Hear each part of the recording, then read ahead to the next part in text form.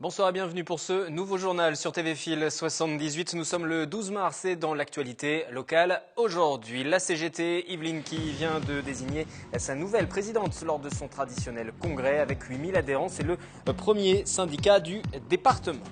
Le droit au logement opposable depuis 8 ans, les mal logés peuvent faire valoir leur droit à une habitation décente, une loi qui n'est pas toujours appliquée selon la Fondation Abbé Pierre. Les explications de son délégué général invité de cette édition.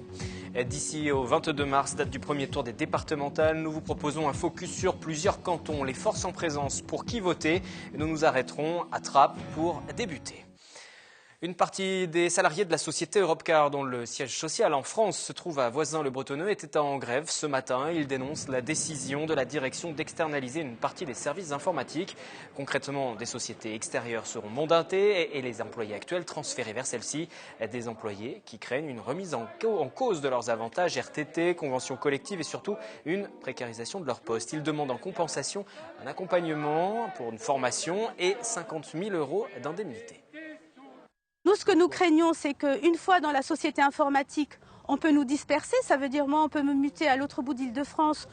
On peut aussi me dire, eh ben, madame, vous n'êtes pas suffisamment compétente sur les nouvelles technologies, parce que nous travaillons ici à Europcar sur un système qui date des années 90, donc de 93. Donc on n'a pas tous pu suivre l'évolution technologique. Par contre, on a beaucoup suivi le métier d'Europcar. On est spécialiste, en fait, finalement, sur le métier d'Europcar.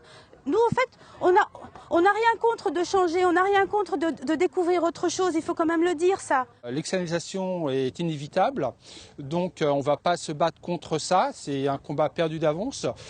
Par contre, nous avons demandé une compensation financière, parce que de toute façon, s'il y aura un manque à gagner, vu qu'on n'aura plus de participation, les primes, ça ne sera plus question d'en parler. Pour d'autres, ça sera l'occasion de prendre du temps pour se former, puisque nous avons tous donné vraiment de notre personne pour s'investir dans cette entreprise. Les syndicats qui voient donc dans cette externalisation le moyen de diminuer la masse salariale avant l'entrée en bourse de la société Europcar. Le congrès départemental de la CGT se tenait cette semaine à Guyancourt. 3 jours de débat pour discuter des orientations, des problématiques concernant les syndiqués. Le congrès qui s'est conclu aujourd'hui avec l'élection du bureau exécutif et la nomination de la nouvelle secrétaire générale, Mélanie Poquet et Yves Upstenberger. Elle est la nouvelle secrétaire générale de l'Union départementale de la CGT Yvelines. Sonia Porot, 35 ans, a été élue pour un mandat de 3 ans. Son premier engagement remonte à 2008, alors qu'elle est téléconseillère pour un centre d'appel. Entre-temps, j'ai changé d'emploi. Maintenant, je travaille dans une société d'assurance où je suis toujours téléconseillère. Je suis depuis 2009 responsable au niveau de l'union locale de Saint-Quentin en Yvelines, qui est un territoire important du département. Son élection clôture 3 jours de discussions et débats pour les syndiqués yvelinois. Un moyen pour la Confédération de faire le bilan des mouvements menés, des orientations et des actions futures. On a eu un très bon congrès avec un nombre important de délégués, une très grande représentation des divers emplois, statuts, entreprises, avec des débats très riches. On a lancé aussi la perspective d'appeler très fortement dans le département à la journée de grève du 9 avril contre un certain nombre de réformes qui mettent en jeu le code du travail, la protection des salariés. La CGT compte plus de 8000 adhérents dans le département. Elle est le premier syndicat, notamment dans le secteur de la métallurgie. Je reçois en ce 12 mars Christophe Robert, le délégué général de la Fondation Abbé Pierre. Bonsoir. Bonsoir. Et bienvenue sur ce plateau. Nous allons évoquer avec vous la loi DALO. Depuis 2008, si vous avez effectué une demande de logement qui n'a pas reçu de proposition adaptée, vous pouvez saisir une commission de médiation, puis exercer, dans certains cas, un recours devant le tribunal administratif au titre du droit au logement opposable. Ça, c'est sur le papier, ça semble très bien. Dans la réalité, c'est un peu plus compliqué à mettre en application. Ça ne fonctionne pas, tout simplement. Non, on ne peut pas dire que ça ne fonctionne pas tout simplement. Cette loi, elle est censée protéger les personnes qui, parce qu'ils sont dans une situation de logement urgente et dangereuse, des personnes qui sont dans des logements, qui sont sans logement, des personnes qui sont menacées d'expulsion sans solution alternative, des personnes qui sont en présence d'un enfant handicapé. Il y a des catégories comme ça qui sont déclinées, peuvent effectivement faire appel. Alors, globalement, à l'échelle du pays, ça fonctionne pas mal. Ce droit de recours, en fait, qui donne une obligation de résultat à l'État, alors qu'on avait des politiques qui donnaient des obligations de moyens en matière de politique du logement des personnes défavorisées, fonctionne dans pas mal de territoires. Mais il se trouve, effectivement, que là où on rencontre des difficultés pour trouver du logement à bas coût, ça ne fonctionne pas bien. Au point que des personnes qui ont attendu 6 mois pour être reconnues prioritaires dans la commission que vous évoquiez à l'instant, qui ensuite ont attendu 6 mois qu'on leur propose un logement après avoir été reconnus prioritaires, eh bien on constate qu'il y a à peu près 55 000 ménages qui sont aujourd'hui hors délai. C'est-à-dire que non seulement ils sont dans une situation difficile, et malgré ce droit de recours, aucune solution ne leur a été proposée. Et sur ces 55 000 ménages qui restent à reloger, il y en a 40 000 qui sont en Île-de-France. Donc on voit bien que le problème est particulièrement concentré dans la région francilienne. Alors pourquoi ça bloque à ce point-là? Je vais juste repréciser que vous avez organisé une mobilisation justement à l'occasion de l'anniversaire de cette loi le 8 mars, la semaine dernière. Le DALO, l'appliquer c'est possible, c'est ce qu'on pouvait lire sur les pancartes que vous avez brandies devant l'Assemblée nationale la semaine dernière. Qu'est-ce qui bloque aujourd'hui en Île-de-France? Alors, qu'est-ce qu'il faudrait pour débloquer la situation? Alors, tout dépend de quoi on parle. C'est-à-dire que les outils aujourd'hui mis à disposition de l'application de cette loi peuvent être davantage mobilisés. C'est par exemple le contingent préfectoral de l'État. Vous savez, en fait, l'État a des droits de réservation qui sont liés à ses financements de la construction de logements sociaux. Action Logement, qui est l'ancien 1% logement également. Et là, il y a encore une bonne partie de logements qui pourraient être mobilisés pour répondre aux besoins de ses concitoyens. Donc là, c'est une action forte de l'État qui doit dire, c'est vraiment une injonction forte, c'est-à-dire que c'est l'application de la loi, personne ne doit pouvoir s'en dédouaner, il faut donc mobiliser. Mais plus largement, ça soulève bien sûr des questions majeures de politique publique dans leur ensemble en matière de logement. Or, on manque de logements, on n'a pas assez construit de logements, on manque de logements à bas coût, qui correspondent à la capacité financière de nos concitoyens, et puis, la loi DALO, c'est aussi une incitation à la prévention des exclusions par le logement. Je m'explique. Une des catégories que j'évoquais tout à l'heure qui peut recourir au droit au DALO, c'est les personnes menacées d'expulsion locative. Si on voulait bien mettre en place dans ce pays une vraie prévention des expulsions, c'est-à-dire venir en aide aux personnes au moment où elles rencontrent une difficulté, une baisse de pouvoir d'achat, une perte d'emploi, un problème de santé, plutôt que de voir accumuler une dette pendant des années, qui va être difficile de remédier ou de remonter la pente, eh bien, il existe des outils, il y a des départements qui le font très bien, où on prévient mieux les expulsions locatives. Et dans ce cas-là, on n'aura même pas besoin d'aller jusqu'au DALO. Et c'était l'effet levier aussi attendu de cette loi, que de dire, ça va nous conduire à remobiliser l'ensemble de la puissance publique, État, collectivités locales, conseils généraux, pour pouvoir, enfin, apporter une réponse en matière de logement à nos concitoyens. Il y a certains maires en Île-de-France qui évoquent aussi la loi DALO comme étant mal appliquée. Ça crée une ghettoisation aussi. Est-ce que vous partagez cet avis? Gros sujet, abordé par le Premier ministre vendredi dernier. Oui, bien sûr. Alors, oui, bien sûr, pour partie du discours. C'est-à-dire que, effectivement, parce que l'offre pas chère de logements, notamment de logements sociaux pas chers, elle est souvent dans les mêmes quartiers, dans les mêmes communes, puisque les personnes sont à la recherche d'une solution, de fil en aiguille, dans la recherche de logement de ces ménages, eh bien, ils se trouvent orientés indirectement vers les mêmes territoires. Soit des départements, Seine-Saint-Denis par exemple pour l'Île-de-France, soit des quartiers à l'échelle d'une ville donnée ou d'une agglomération donnée.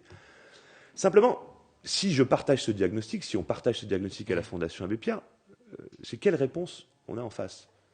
En gros, la solution, c'est de dire il faut dans ce cas-là plus de logements sociaux partout, ou plus d'offres de logements à bas loyer partout. Alors que ce qu'a évoqué le Premier ministre vendredi, qui est extrêmement dangereux, c'est de dire on ne va plus les loger, les catégories modestes, dans les mêmes quartiers.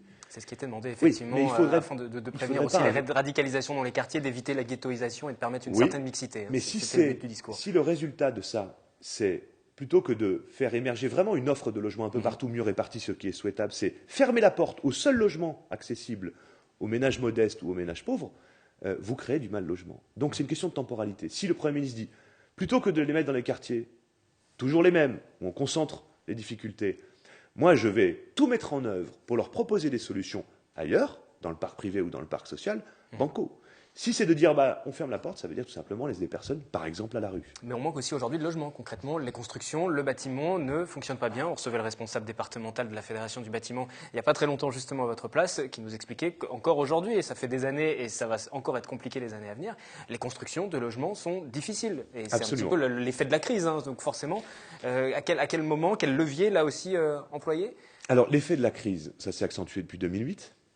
Mais on avait déjà cette difficulté antérieurement. Ça fait une vingtaine d'années qu'on ne construit pas assez par rapport aux besoins annuels en logement dans notre pays. Et c'est très fort en Ile-de-France. Là, ça concerne des politiques du logement dans leur ensemble, c'est-à-dire la politique foncière.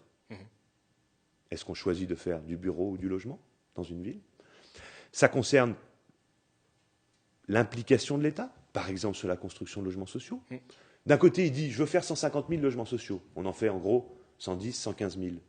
Mais en même temps, on baisse le budget destiné à la construction de logements sociaux dans le projet de loi de finances 2015 de l'État. Donc le message aujourd'hui que vous passez avec la Fondation Abbé Pierre, c'est quoi? C'est au-delà des discours, il faut des actes? Il faut aujourd'hui changer cette politique qui est menée? Il faut être cohérent, effectivement. C'est-à-dire que c'est une urgence très importante, la question du logement. Donc construire beaucoup, beaucoup. Capter aussi des logements existants, des logements vacants, des logements privés pour les rendre accessibles financièrement.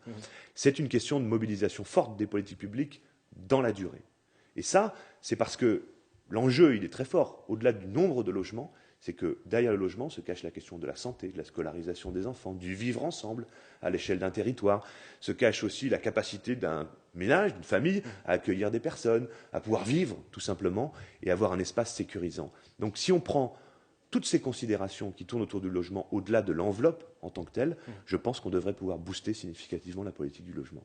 Merci Christophe Traubert d'être venu sur ce plateau, délégué général de la Fondation Abbé Pierre, pour faire le point autour de cette loi Dalo, des aménagements à prévoir, et puis au-delà de ça, au-delà de la politique du logement, la politique du vivre ensemble, comme vous l'avez rappelé, puisque ça dépasse le cadre du logement, bien sûr. On va rester dans la politique maintenant, avec les élections départementales. 21 cantons, 42 élus dans les Yvelines, comme dans le reste de la France. Nous allons désigner ceux qui vont siéger dans la nouvelle assemblée départementale. Focus ce soir sur le secteur de Trappes, où se présentent 5 listes.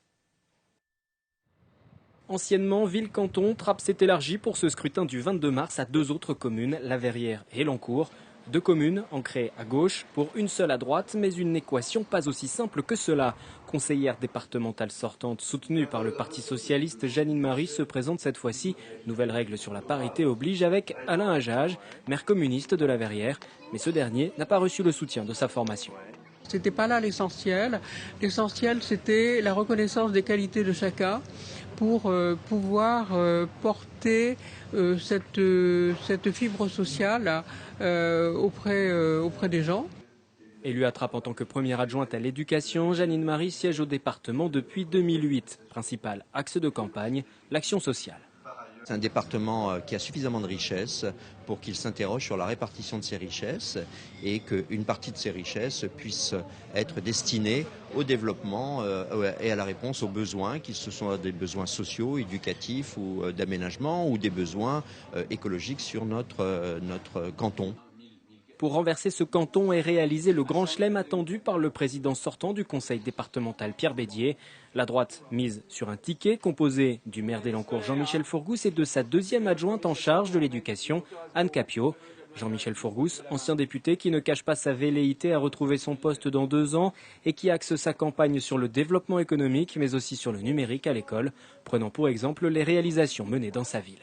Moi, mon boulot jusqu'à maintenant sur Elancourt, des luttes de terrain avec les familles et les enseignants, nous permettent aujourd'hui de transmettre cette expérience-là aux autres villes du département. Et également, notre objectif est aussi de faire un lien entre la pédagogie et les apprentissages scolaires, entre le primaire et le secondaire, puisque le Conseil général a bien sûr la compétence des collèges. Elancourt et ce canton vont essayer d'être un exemple national, avec bien sûr la zone de Saint-Quentin, de cette évolution de la pédagogie française, qui, vous le savez, est trop frontale, trop magistrale. Il faut que l'enfant, demain, soit beaucoup plus indépendant, qu'il soit plus impliqué dans l'apprentissage. Enfin, on est en train de transformer les méthodes d'apprentissage. Reste qu'une 3e liste pourrait bien venir perturber ce duel gauche-droite. Nicolas Boer, élu d'opposition à Elancourt, et Marie Beau, qui se présente sous les couleurs de Marine Le Pen et entendent bien surfer sur les derniers sondages nationaux. Nous, on alerte nos compatriotes sur leur incapacité à gouverner notre pays. Nous, on offre une alternative qui, je crois, aujourd'hui est crédible. On l'a montré dans les conseils municipaux. On est extrêmement... on est extrêmement percutant, enfin on essaie de l'être en tout cas, on est parfois un peu seul contre tous. Je crois que les Français sont en attente de quelque chose de fort qui n'arrive pas et je pense que ça sera, cette élection départementale sera forcément nationale. Dans ces deux cantons, deux autres listes se présentent, l'une portée par Esther Laffitte et Luc Miseret, au nom du Front de gauche et d'Europe Écologie Les Verts. L'autre associe Slimane Boussana et Karima Lassoued, sans étiquette. Je vous retrouve demain vendredi pour une nouvelle édition du journal. Nous ferons un point complet sur l'actualité du jour et puis bien sûr l'essentiel de la semaine. Je vous souhaite une très belle soirée.